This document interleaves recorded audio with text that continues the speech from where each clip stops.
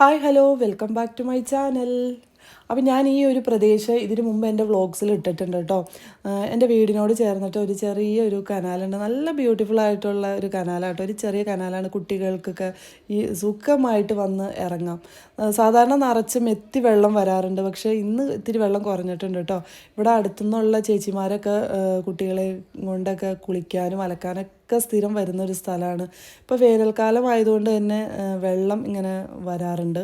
ഇത് ഡയറക്റ്റ് ഭൂതത്താൻകെട്ട് ഡാമിൽ നിന്ന് തന്നെ വെള്ളമാട്ടോ. നല്ല ശുദ്ധമായ നല്ല തണുത്ത വെള്ളമാണ്.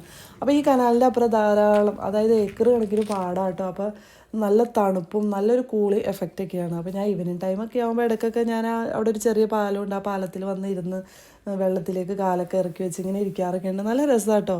അപ്പോൾ ചൂടായതുകൊണ്ട് തന്നെ നമുക്ക് ഒരു ചൂടെന്നുള്ളൊരു ഫീലൊന്നും ഇല്ല. ഇങ്ങോട്ട് ഇറങ്ങിക്കഴിഞ്ഞ് കഴിഞ്ഞാൽ നല്ല കാറ്റും ഒരു കൂളി എഫക്റ്റൊക്കെയാണ്. പിന്നെ നമ്മൾ കിച്ചണിലേക്ക് വന്നിട്ടുണ്ട്. അപ്പോൾ ഇന്ന് രാവിലെ ഞാൻ ബ്രേക്ക്ഫാസ്റ്റിന് പുട്ടും കടലക്കറിയൊക്കെ ആയിട്ട് ഉണ്ടാക്കിയത്. കടലക്കറി നല്ല വറുത്തരച്ച് വെച്ച കടലക്കറിയാണ്. ഞങ്ങൾക്ക് നോമ്പാവാറായിട്ടുണ്ട്, നോമ്പായി. ഇതൊരു സാറ്റർഡേ വ്ളോഗാട്ടോ. ഇനി സൺഡേ തുടങ്ങി നോമ്പ് സ്റ്റാർട്ട് ചെയ്യാണ്. അപ്പോൾ കുക്കിംഗ് ഒന്നും രാവിലെ ഉണ്ടാവില്ല, ഫുൾ ടൈം കുക്കിംഗ് പിന്നെ ഈവനിങ് ടൈമിലായിരിക്കും. രാവിലെ പിന്നെ ക്ലീനിങ്ങും കാര്യങ്ങളൊക്കെ ആയിരിക്കും. പിന്നെ കുക്ക് ചെയ്യണ ടൈമിൽ, ഈവനിങ് ടൈമിൽ കുക്കിംഗ് ആകുമ്പോൾ നമുക്ക് പിന്നെ നോമ്പൊക്കെ പിടിച്ച് വീഡിയോ എടുക്കലൊക്കെ എങ്ങനെയാവുമെന്ന് അറിയില്ല. അപ്പോൾ അതിനെക്കുറിച്ചൊന്നും ഞാൻ ഇങ്ങനെ ചിന്തിച്ചിട്ടും കൂടിയില്ല. ഭയങ്കര ക്ഷീണമൊക്കെ ആയിരിക്കും. അതൊക്കെ അതിൻ്റെ വഴിക്ക് ഇങ്ങനെ നടക്കുമായിരിക്കും. പിന്നെ ദേ ഇന്നത്തേക്ക് കുറച്ച് ചീര കിട്ടിയിട്ടുണ്ട് കേട്ടോ. നല്ല ഫ്രഷ് ചീരയാണ്. ഞങ്ങളുടെ വീടിൻ്റെ അടുത്ത് ഒരു ചേട്ടൻ ഇതുപോലെ ഫ്രഷായിട്ട് ചീര മാത്രമല്ല, ഇലയുടെ പല വെറൈറ്റീസ് ഓഫ് ലീഫുകൾ, ചീര ഇനത്തിൽപ്പെട്ട ഞാൻ കണ്ടിട്ടില്ല. തൈതാമ, അങ്ങനെ കുറേ സാധനങ്ങൾ പണ്ട് ഞങ്ങളുടെയൊക്കെ വീടിൻ്റെ പറമ്പിലൊക്കെ വെറുതെ മുളച്ചുണ്ടാവുന്ന പല പല ചീരകളുണ്ട്. അതൊക്കെ അവിടെ സെയിലിനായിട്ട് കൊണ്ടുവന്ന് വെച്ചേക്കാട്ടോ. അപ്പം അവിടെ നിന്ന് ഞാൻ കുറച്ച് ചീര മേടിച്ചു. നല്ല ഫ്രഷ് ചീരയാണ്. വൈറ്റമിൻ സി ധാരാളം അടങ്ങിയിരിക്കുന്നത് ചീരയിലാണല്ലോ. അപ്പം ശരിക്കും പറഞ്ഞാൽ നമ്മൾ ചീരയൊക്കെ കട്ട് ചെയ്ത് കഴിക്കരുതെന്നാണ്. കാരണം കട്ട് ചെയ്യുമ്പോൾ അതിൻ്റെ വൈറ്റമിൻ സി ഒക്കെ നഷ്ടപ്പെടും. അതുപോലെ കുക്കിംഗ് ഇതൊന്നും വേവിച്ച് കഴിക്കരുതെന്നൊക്കെ പറയും. പക്ഷെ നമ്മൾ മനുഷ്യരല്ലേ, മൃഗമൊന്നുമല്ലല്ലോ. നമുക്ക് കുക്ക് ചെയ്യാണ്ടൊന്നും കഴിക്കാൻ പറ്റില്ല. അങ്ങനെ നമ്മളതൊക്കെ കട്ട് ചെയ്തെടുക്കാം കേട്ടോ. സാധാരണ വെജിറ്റബിൾ ആണെങ്കിൽ ഞാനൊരു കട്ടിംഗ് ബോർഡിങ്ങിൽ വെച്ചായിരിക്കും കട്ട് ചെയ്യുന്നത്. പക്ഷേ ചീരയൊന്നും നമുക്ക് കട്ടിംഗ് ബോർഡിൽ വച്ചിട്ട് കട്ട് ചെയ്യാൻ കിട്ടില്ല. അതെനിക്കിത് ഇതുപോലെ കൈ വെച്ച് തന്നെ അരിഞ്ഞാലാണ് എനിക്കൊരു തൃപ്തി കിട്ടുള്ളൂ. കൈ വെച്ച് ഞാൻ ഒരു സ്റ്റെപ്പ് കട്ട് ചെയ്യും, അത് കഴിഞ്ഞ് അരിഞ്ഞിട്ടത് പിന്നെയും കൂടി കട്ട് ചെയ്യും കേട്ടോ. എന്നാലാണ് അത് നൈസായിട്ട് കട്ട് ചെയ്ത് നമുക്ക് കിട്ടുള്ളൂ.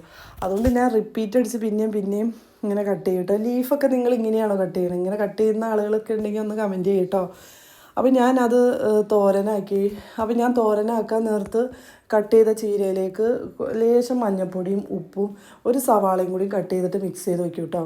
എന്നിട്ട് ചട്ടി വെച്ചിട്ട് കടുകും കറിവേപ്പിലയും അത് പൊട്ടി കഴിയുമ്പോൾ കുറച്ച് മുളക് പൊടിയും കൂടി ഇട്ട് അതൊന്ന് ഫ്രൈ ആക്കി കഴിയുമ്പോൾ ഈ മിക്സ് ചെയ്ത് വെച്ച ചീര ഇട്ട് ഈ പൊട്ടിച്ച വെളിച്ചെണ്ണയിലേക്ക് കടുകിട്ടതിലേക്ക് ഇട്ടിട്ട് മിക്സ് ചെയ്തെടുക്കും.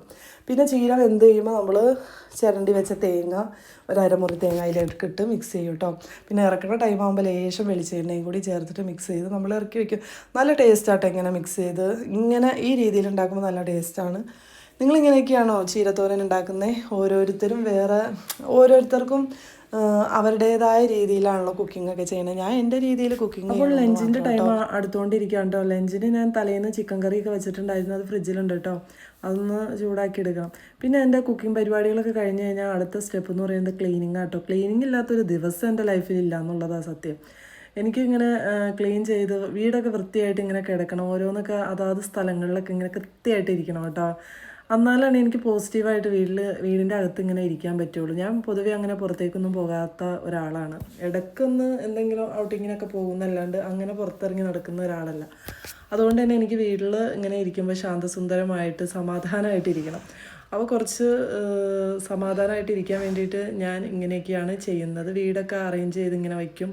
പിന്നെ പ്ലാന്റ്സ് ഒക്കെ ഉണ്ടെങ്കിൽ ഇങ്ങനെ ബോട്ടിലിൽ ഇങ്ങനെ സൂക്ഷിച്ച് വയ്ക്കും. അങ്ങനെയൊക്കെയാണ് കേട്ടോ. പിന്നെ അടുത്ത പരിപാടി എൻ്റെ തുണികളൊക്കെ വാഷ് ചെയ്തെടുക്കാനുണ്ട്. നോർമലി സാധാരണ ദിവസങ്ങളിലൊക്കെ ഞാൻ താഴെ അലക്കല്ലുണ്ട്, അവിടെ ഇട്ട് കഴുകും. കല്ലിൽ കഴുകാൻ പറ്റുന്ന ഡ്രസ്സുകളാട്ടോ കല്ലിലിട്ട് കഴുകാൻ പറ്റുള്ളൂ. എല്ലാം ഞാൻ മിഷ്യത്തിലിട്ട് കഴുകാറില്ല. അപ്പോൾ താഴെ കഴുകി കഴിഞ്ഞ് കഴിഞ്ഞാൽ ഞാൻ തുണി കൊണ്ടുവന്നിടുന്നത് മേലെയാട്ടോ. താഴെ നമുക്ക് അങ്ങനെ സ്പേസ് ഒന്നുമില്ല വിരിച്ചിടാനായിട്ട്. അതുകൊണ്ട് ഞാൻ മേളിൽ വന്നാണ് വിരിച്ചിടുന്നത്. അപ്പോൾ വാഷ് ചെയ്ത് മെഷീനത്തിലെ തുണിയാണെങ്കിലും നമുക്കിവിടെ സുഖമായിട്ട് വിരിച്ചിടാനൊക്കെ സാധിക്കും. പിന്നെ ഇവിടെ വിരിച്ചിട്ടുണ്ടെങ്കിൽ മെയിൻ പ്രശ്നം എന്ന് പറഞ്ഞാൽ നല്ല കാറ്റാട്ടോ. ഈ പാടത്തിൻ്റെ സൈഡായതുകൊണ്ട് തന്നെ കാറ്റ് ആദ്യം വന്നെ ഞങ്ങളുടെ വീട്ടിലേക്കാണ്. അപ്പോൾ ഈ കാറ്റ് വരുമ്പോൾ ഈ തുണിയൊക്കെ പറത്തിയെടുത്തുകൊണ്ട് പോകും കേട്ടോ. ചില ദിവസങ്ങളിലൊക്കെ തുണിയൊക്കെ പറന്ന് അപ്പുറത്തെ പറമ്പിലൊക്കെ പോയി കിടക്കും, വീട്ടിൽ മുറ്റത്തൊക്കെ അങ്ങനെ പറന്ന് പോയി കിടക്കാറുണ്ട് കേട്ടോ. ഞാനിങ്ങനെ ഓർക്കും ഒരു ക്ലിപ്പിട്ട് വെച്ചാൽ തരുന്നു, പക്ഷെ ക്ലിപ്പില്ലാത്തതുകൊണ്ട് ഞാനിങ്ങനെ അങ്ങോട്ട് വിരിച്ചിട്ടുകൊണ്ട് പോകും. പിന്നെ അതേ അതിൻ്റെ അപ്പുറം ഒരു മരം നിൽക്കണുണ്ട്, അതെൻ്റെ കടച്ചക്ക പ്ലാവ് കേട്ടോ. അതിലിപ്പോൾ അതേ നിറച്ച് കടച്ചക്ക ഇങ്ങനെ കുരുകുരാന്നുണ്ടായി തുടങ്ങിയിട്ടുണ്ട്. ഞാൻ അതൊക്കെ കാണിച്ചു തരാം കേട്ടോ. പിന്നെ അതേ ഞാൻ എൻ്റെ തുണി വിരിച്ചൊക്കെ കഴിഞ്ഞ് ഞാൻ കിച്ചണിലേക്ക് വന്നപ്പോൾ അതേ കുറച്ച് സ്വീറ്റ്സൊക്കെ വന്നിട്ടുണ്ട്. നമ്മുടെ ശ്രീകൃഷ്ണ സ്വീറ്റ്സ് എന്ന് പറഞ്ഞ സ്വീറ്റ്സ് ആട്ടോ. ഇതിൽ പേട, മൈസൂർ പാക്ക്, ബദാം ഹൽവ, ഇത്ര ഐറ്റംസ് ഉണ്ടായിരുന്നു കേട്ടോ. ഞാൻ ഇതിന് മുമ്പ് പേട കഴിച്ചിട്ടുണ്ട്, പേടയുടെ പല വെറൈറ്റീസ് കഴിച്ചിട്ടുണ്ട്. പക്ഷേ ശ്രീകൃഷ്ണ സ്വീറ്റ്സിൻ്റെ പേട കഴിച്ചതിന് ശേഷം ഞാൻ ഇവരുടെ സ്ഥിരം ലവറായിട്ട് മാറി കേട്ടോ. അത്രയ്ക്ക് നല്ല ടേസ്റ്റാണ്, നല്ല നെയ്യിൻ്റെ ഫ്ലേവറൊക്കെ നന്നായിട്ട് അതിലുണ്ട്. അതുപോലെ തന്നെ ഇത് വായിലിട്ട് അലിഞ്ഞു, അതുപോലത്തെ ടേസ്റ്റ് ആട്ടോ. അപ്പോൾ ഞാനിത് കൊണ്ടുവന്ന് വെച്ചപ്പോൾ മോള് അത് കഴിക്കാനായിട്ട് ഇങ്ങനെ വന്നു. അതിൽ ബദാം ഹൽവ എന്ന് പറഞ്ഞിട്ട് ഒരു വെറൈറ്റി സ്വീറ്റ് കൊണ്ടുവന്നിട്ടുണ്ടായിരുന്നു കേട്ടോ.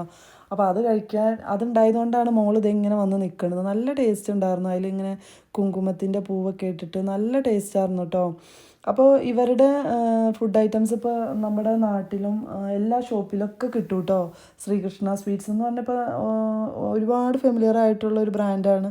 അപ്പോൾ നിങ്ങൾ ട്രൈ ചെയ്യാത്തവരൊക്കെ ഇതൊന്ന് ശ്രീകൃഷ്ണ സ്വീറ്റ്സ് മേടിച്ച് ഒന്ന് ട്രൈ ചെയ്ത് നോക്കിട്ടോ. ഇത് എപ്പോഴും കഴിക്കാനല്ല, നമ്മൾ എരിവും പുളിയൊക്കെ കഴിക്കുന്ന ആളുകളാണല്ലോ. അപ്പോൾ അതൊക്കെ കഴിച്ച് കഴിയുമ്പോൾ ഒരു ചെറിയ സ്വീറ്റ്സ് എടുത്ത് കഴിക്കുമ്പോൾ അതൊന്ന് ബാലൻസ് ചെയ്ത് പോകും, അതിന് വേണ്ടിയിട്ടാണ്. അപ്പോൾ പിള്ളേർക്ക് ഇത് ഭയങ്കര ഇഷ്ടമാട്ടോ. പിള്ളേർ അങ്ങോട്ടും ഇങ്ങോട്ടും പോകുന്ന നടക്കുമ്പോൾ ഓരോ സ്വീറ്റ്സ് എടുത്ത് അങ്ങനെ കഴിക്കും. അപ്പോൾ ഞാൻ പറയും ഇത് അങ്ങനെ നല്ലതല്ല കേട്ടോ എന്ന്. ഇത് എപ്പോഴും കഴിച്ചിട്ടുണ്ടെങ്കിൽ നമ്മൾ ഷുഗർ പേഷ്യൻ്റ് ആവാൻ അധികം കാലതാമസമൊന്നുമില്ല.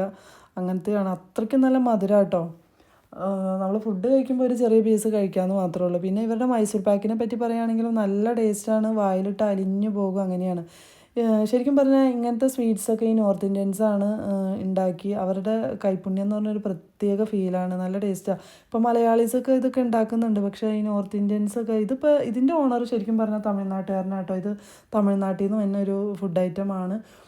അവർക്കിപ്പോൾ പുറത്തേക്കൊക്കെ ഇവർ സെയിൽ ചെയ്യുന്നുണ്ട്. നമ്മുടെ കേരളത്തിലിപ്പോൾ നമ്മുടെ നാട്ടിലൊക്കെ ഇവരുടെ ശ്രീകൃഷ്ണ സ്വീറ്റ്സ് എന്ന് പറഞ്ഞാൽ ഭയങ്കര ഫെമിലിയർ ആയിട്ടുള്ളൊരു ബ്രാൻഡാട്ടോ.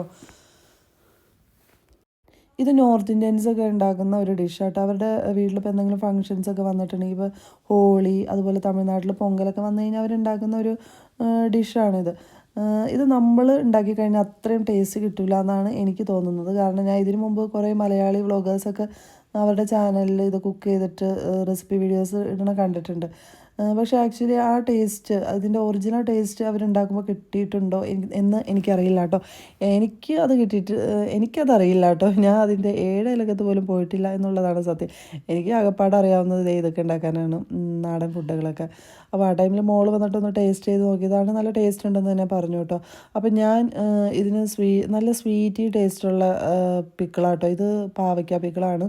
അപ്പം ഞാൻ സ്വീറ്റി ടേസ്റ്റ് ഉണ്ടാവാൻ വേണ്ടിയിട്ട് ഈന്തപ്പഴം ചേർക്കാറുണ്ട്. ഇപ്പം നാരങ്ങയും മാങ്ങയൊക്കെ ഒഴിച്ചിട്ടുള്ള എല്ലാ പിക്കിളിലും ഞാനിപ്പോൾ ഈന്തപ്പഴം ചേർക്കാറുണ്ട്. അതുകൊണ്ട് തന്നെ എൻ്റെ പിക്കിളൊക്കെ വേറൊരു ലെവൽ ഓഫ് ടേസ്റ്റാണ് കേട്ടോ.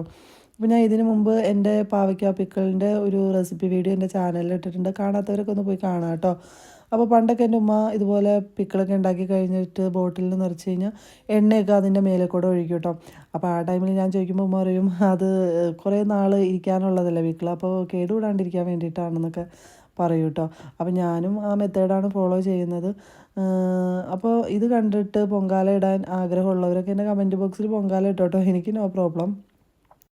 പിന്നെ നോമ്പൊക്കെയാണല്ലോ വരുന്നത്. അപ്പോൾ ഇവിടെ നോമ്പാകുമ്പോൾ ചോറൊന്നും അങ്ങനെ കഴിക്കാറില്ല. ഇൻ കേസ് ഇനി കുട്ടികളൊക്കെ കഴിക്കുകയാണെങ്കിൽ കഴിച്ചോട്ടെ ആ ടൈമിൽ. പിന്നെ നമ്മൾ പിക്കിൾ ഒന്നും ഉണ്ടാക്കണ്ടല്ലോ എന്ന് കരുതിയിട്ടാണ് കേട്ടോ ഞാനിപ്പോൾ ഉണ്ടാക്കി വയ്ക്കുന്നത്. പിന്നെ ഞാൻ അതിൻ്റെ മേലെ കൂടെ കുറച്ച് എണ്ണയൊക്കെ ഒഴിച്ചു കൊടുക്കുകയാണ്. അപ്പോൾ ഇന്നത്തെ എൻ്റെ ഈ വീഡിയോ ഇത്രയേ ഉള്ളൂ കേട്ടോ. ആക്ച്വലി നിങ്ങൾക്ക് എൻ്റെ വീഡിയോസൊക്കെ ഇഷ്ടപ്പെടാറുണ്ടോ? ഇഷ്ടപ്പെടുന്നുണ്ടെങ്കിൽ തീർച്ചയായും നിങ്ങൾ ലൈക്ക് ചെയ്യുക, സബ്സ്ക്രൈബ് ചെയ്യുക, സപ്പോർട്ട് ചെയ്യുക, സഹിക്കുക, അതൊക്കെയാണ് പറയാനുള്ളൂ. അപ്പോൾ എൻ്റെ വരുന്ന വീഡിയോസിലൊക്കെ നിങ്ങളുടെ ഒരു സപ്പോർട്ട് ഞാൻ പ്രതീക്ഷിക്കുകയാണ് കേട്ടോ. ഇനി നെക്സ്റ്റ് വീഡിയോ വരുന്നവരെ എല്ലാവർക്കും ടാറ്റാ ബൈ, സീ യു.